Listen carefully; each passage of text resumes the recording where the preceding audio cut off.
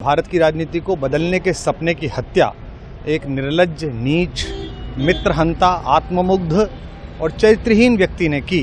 उसके प्रति तो क्या संवेदना, दिल्ली को उससे मुक्ति मिली। मेरे लिए कोई प्रसन्नता का और दुख का विषय नहीं है। मैं बीच में खड़ा हूँ। करोड़ों लोगों ने आशा लगाई थी, करोड़ों लोग अपनी नौकरियां छोड़ के आए थे, व्यवसाय छोड़ के आए थे, दुश्मनियां ली थी लोगों ने। उन सब की हत्या एक आत्ममुग्ध आदमी ने, एक चरित्रहीन आदमी ने अपनी निजी महत्वाकांक्षाओं की पूर्ति के लिए की। और आम आदमी पार्टी के समस्त कार्यकर्ताओं को कहता हूं कि आपने जिस किसी भी लोभ लालच में, सब कुछ जानते हुए एक ऐसे व्यक्ति के समर्थन में काम किया जिसने अपने मित्रों की पीठ में झुरा घोंपा, गुरु को धोखा दिया, अपने साथ कंधे से कंधा मिला के लड़ने वाली महिलाओं को अपने घर लाके पिटवाया, अपनी निजी सुख और साधन के लिए जनता का पैसा खर्च किया, अब उससे आशा लगानी छोड़े। सबसे पहले तो भारतीय जनता पार्टी के लोगों को जीत मिली है, उन्हें बधाई। और आशा करता हूं कि जो जनादेश दिल्ली की जनता ने उन्हें दिया है उसकी वो प्रतिपूर्ति करेंगे। और वे सब आम आदमी पार्टी के लाखों करोड़ों कार्यकर्ता जो अन्ना आंदोलन से आए, जिनके बहुत ही निश्चल, निष्पाप और बड़े भारत की राजनीति को बदलने के सपने की हत्या एक निर्लज्ज, नीच, मित्रहंता, आत्ममुग्ध और चरित्रहीन व्यक्ति ने की। उसके प्रति तो क्या संवेदना, दिल्ली को उससे मुक्ति मिली। और मैं ये जानता हूं कि अब जो आम आदमी पार्टी में लोग बच गए थे सत्ता के लोभ में, लालच में, पदों के लिए, उस पैसे के चक्कर में, वे सब भी अब वापस जाएंगे, लौटेंगे, कुछ अपने व्यवसायों में लौटेंगे, कुछ पार्टियों में चले जाएंगे। और पतन यहाँ से प्रारंभ हुआ है उन लोगों का। मेरे लिए कोई प्रसन्नता का और दुख का विषय नहीं है। मैं बीच में खड़ा हूँ। प्रसन्नता इस बात की है कि करोड़ों लोगों ने आशा लगाई थी, करोड़ों लोग अपनी नौकरियां छोड़ के आए थे, व्यवसाय छोड़ के आए थे, दुश्मनियां ली थी लोगों ने। उन सब की हत्या एक आत्ममुग्ध आदमी ने, एक चरित्रहीन आदमी ने अपनी निजी महत्वाकांक्षाओं की पूर्ति के लिए की। उसको दंड मिला, ईश्वरीय विधान से दंड मिला।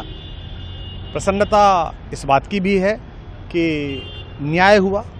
आज जब कहना नहीं चाहिए, लेकिन आज टीवी पर जब जंगपुरा का निर्णय आया और सामने दिखाई दिया कि मनीष हार गया, तो सदा तटस्थ रहने वाली और राजनीति से विरत रहने वाली मेरी पत्नी जो है, उसकी आंख में आंसू आ गए, वो रोने लगी।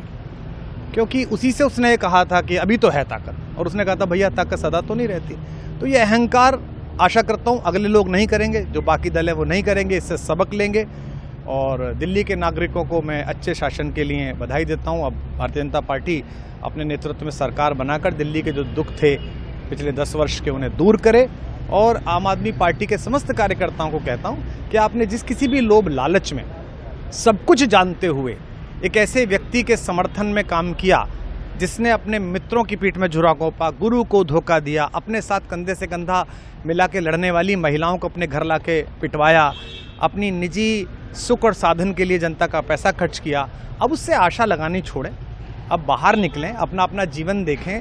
मुझे राघवेंद्र सरकार राम की कृपा मिली, जिनका ये घर है, जिनकी कृपा से मैं यहाँ खड़ा हूँ। मुझ पर कृष्ण कृपा हुई कि मैं इस निर्लज्ज सर्कस से बाहर आ सका।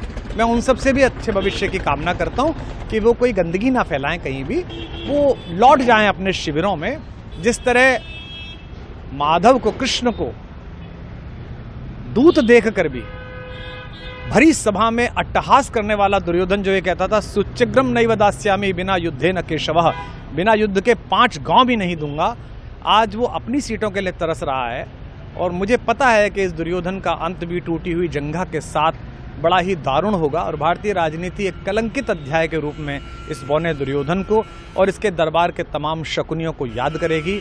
मैं उनकी मुक्ति की कामना करता हूं कि ईश्वर उन्हें इस दुख से बाहर निकाले। और समस्त लोगों को बधाई देता हूं कि चलिए अंततः न्याय हुआ।